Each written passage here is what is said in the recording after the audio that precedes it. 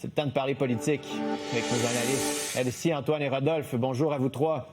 Bonjour. Ouais, Rodolphe, on le disait, bonne question d'Olivier quand même pour essayer de comprendre un peu est-ce qu'on est dans le spin politique ou pas. Est-ce que Mark Carney baisse les coudes pour mieux négocier? Est-ce qu'il se met à plat ventre devant Donald Trump? Est-ce qu'on va finalement avoir quelque chose aussi? Ça fait beaucoup de concessions qu'on fait, là. Oui, et puis c'est ça le problème. Ça veut dire, à chaque fois, on fait des concessions pour retourner à la table des négociations. Souvenons-nous que c'était le même discours que M. Carney avait tenu concernant la taxe numérique. Ça avait dit, ça va nous permettre de revenir à la table des négociations. Là, on a l'impression qu'on fait une autre concession pour revenir à la table des négociations. Il ne faut pas oublier aussi qu'on a investi massivement à la frontière, qu'on a fait des investissements militaires importants. Tout ça, c'était pour améliorer la relation Canada-États-Unis. Au bout d'un moment, on n'a plus de cartes à jouer. Ça veut dire qu'il faut arrêter de faire des concessions pour seulement retourner à la table. Mais c'est normalement des concessions qu'on fait ultimement quand on sait qu'on aura un accord de l'autre côté. Parce qu'après, il nous reste quoi à donner? La gestion de l'offre, c'est un peu ça la problématique que j'ai peur de faire trop de concessions et ne pas avoir une garantie que ces négociations vont aboutir. Mon expérience, on fait une concession à la dernière minute quand on a un accord et c'est le dernier élément. Pas pour retourner à une table pour, soi-disant, peut-être, possiblement, négocier sans échéancier. En même temps, Antoine, il y a des consommateurs, je veux dire, les entreprises ici vont dire tant mieux. On a vu l'inflation monter, notamment à cause des tarifs à l'épicerie. Tu sais, ces contre-tarifs-là irritaient M. Trump, mais faisaient mal aux consommateurs. Moi, il y a des commerçants qui m'ont parlé. Ils m'ont dit, c'est pas les tarifs de Trump qui nous font mal, là. On est étouffés à cause des contre-tarifs canadiens. Enlever ça, ça donne rien, surtout si on négocie pas. Penses-tu qu'au Canada, on va se dire, ouais, il est à plat ventre ou, un peu d'oxygène avec l'inflation? Ben, on va dire les deux, mais ils gardent les contre-tarifs sur les secteurs qui font le plus mal, là, l'aluminium, l'acier, l'automobile. Ouais, ben on garde les mêmes secteurs que les États-Unis. Là. C'est ce qu'il dit, on s'harmonise. Je le sais, mais ils en gardent pareil des contre-tarifs sur ceux qui faisaient le plus mal. Là. Donc, c'est ça. Et moi, j'en viens pas non plus qui se cramponnent à cet argument. Ben, on a une super entente, finalement. Ben, alors pourquoi avoir négocié pour le 21 juillet, ça n'a pas fonctionné. Pour le 1er août, ça n'a pas fonctionné. Si on avait une si excellente entente, ben, il fallait... est-ce qu'il était nécessaire de négocier? Tu sais, il joue un peu sur les deux tableaux. Après, il nous fait une métaphore de hockey.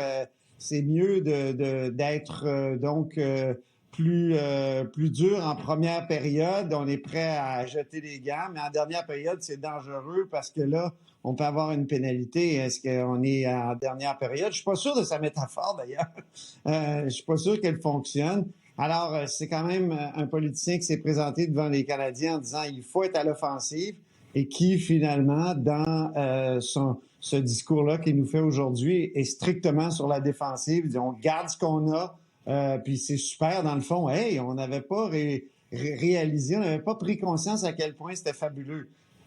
C'est un peu surprenant, puis ça se fait, ça cache ou ça occulte une concession quand même importante. Elsie, tout ça alors qu'aujourd'hui, on soulignait dans le Globe and Mail les 100 jours de Mark Carney, où, bon, je sais que Rodolphe est déçu, là, il n'y a pas de pipeline partout au Canada qui ont construit.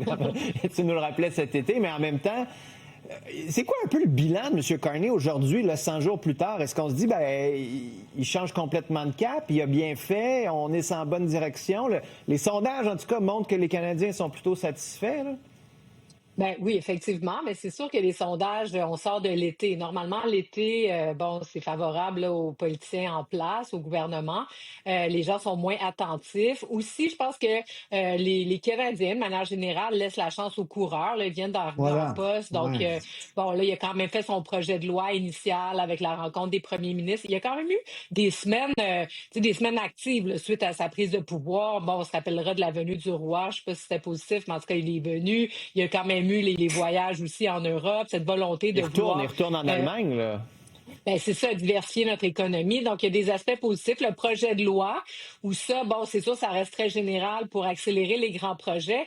Mais là, c'est plutôt cet automne, là, je veux dire, le bilan qu'on fera à Noël, à titre d'exemple. Est-ce qu'il y aurait eu concrètement, le budget aurait-il été déposé? Est-ce qu'il va y avoir des dépassements, les dépenses? C'est tout ça.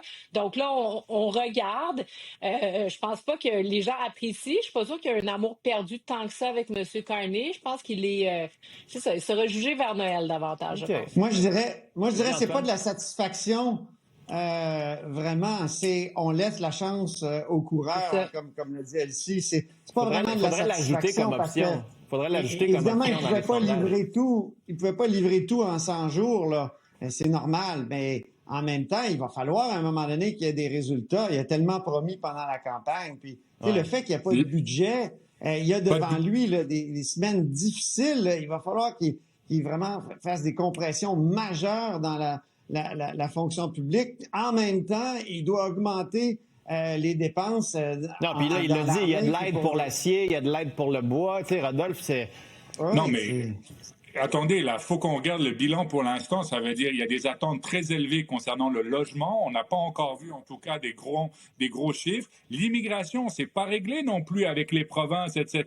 Est-ce qu'on est en train d'améliorer les délais contre l'immigration? Quels vont être les chiffres? Oui, le budget, est-ce qu'il y aura véritablement des coupures ou pas, cette fameuse rigueur? Et est-ce que les services aux citoyens vont augmenter? Puis la justice, n'oubliez pas que le Québec a demandé une réforme de C5, pas seulement le Québec, d'autres provinces, là. Il y a un sentiment d'insécurité, je pense, qui a augmenté au Canada. On va voir si les libéraux vont l'adresser, en tout cas à l'automne. Oui, puis il y a la culture. Tu sais, on attend, par exemple, avec C11, est-ce qu'on va décider de se mettre en œuvre tout ça? Donald Trump devrait avoir un point de presse, d'ailleurs. C'était prévu à midi. Peut-être qu'il regardait Mark Carney pour savoir ce qu'il allait dire. En tout cas, un point de presse de la Maison-Blanche qui devrait commencer dans une quinzaine de minutes. Ouais, j'ai hâte de l'entendre parce que j'espère que les Américains vont poser des questions là-dessus. Puis après Donald Trump, c'est Geneviève Guilbeault qui va témoigner à la commission Galland. Fait que on a un bel après-midi devant nous, chers amis. Merci d'avoir été là.